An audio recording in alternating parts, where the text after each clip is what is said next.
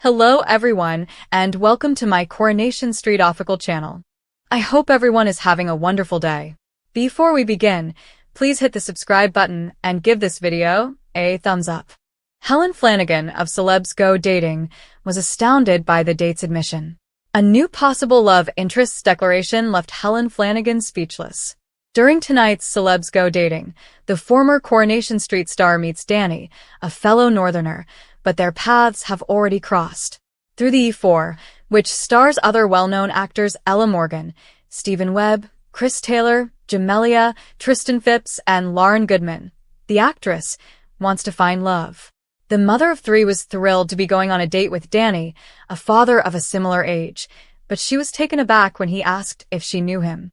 Danny went on to say that they had actually met at an Ibiza airport 15 years prior, according to the Mirror.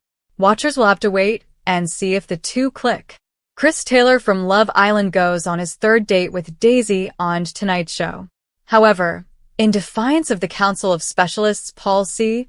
Brunson, Anna Williamson, and Dr. Tara Suanyata-Chapern, he shows up for the date with yet another peculiar present.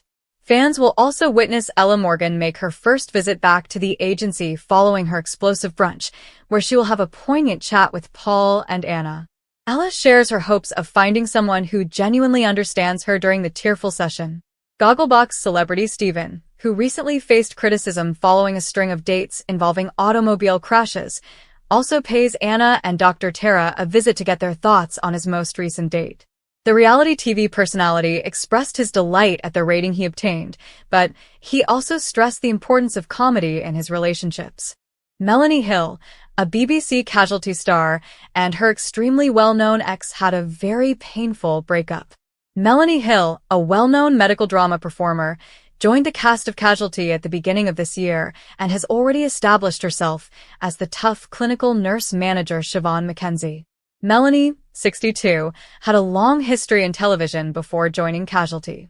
She was also Hazel Redfern in Auf Wiedersehen, Pet, Kathy Matthews in Coronation Street on ITV for 7 years until 2022, and Avril Kent in Emmerdale.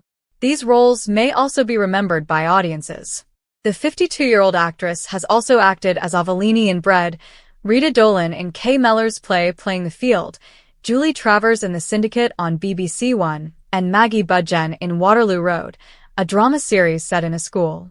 Her resume features parts as Sonia in White Girl, Sandra in Brassed Off, and Ditchwater Sal, a witch in the fantasy movie Stardust. But aside from her job on television, what else is there to know about Melanie? Let's explore her off-screen life, which includes her unusual second marriage and her immensely well-known ex-husband. In December 1990, Melanie wed the actor Sean Bean for the first time. Two daughters, Lorna, 36, and Molly, 32, are theirs. Their 15-year relationship ended in divorce in August 1997, having met during their training at RADA.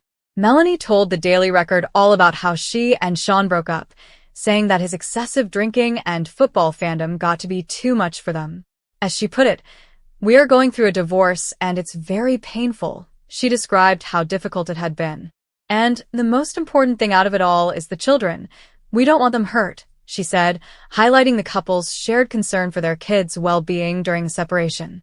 "For this reason, in spite of what you may have read, none of us has spoken with the press." Melanie said in response to the rumors and media attention that kind of thing is upsetting, or it can be if you let it. "All we want is to go through this with as much respect and in privacy as possible." Melanie went on to express her unwavering love for Sean, saying, "I love Sean because he gave me my children, and I will always love him. We were together for 15 years. I genuinely admire the man and wish the best for him. That's pretty much it. He feels the same way about me."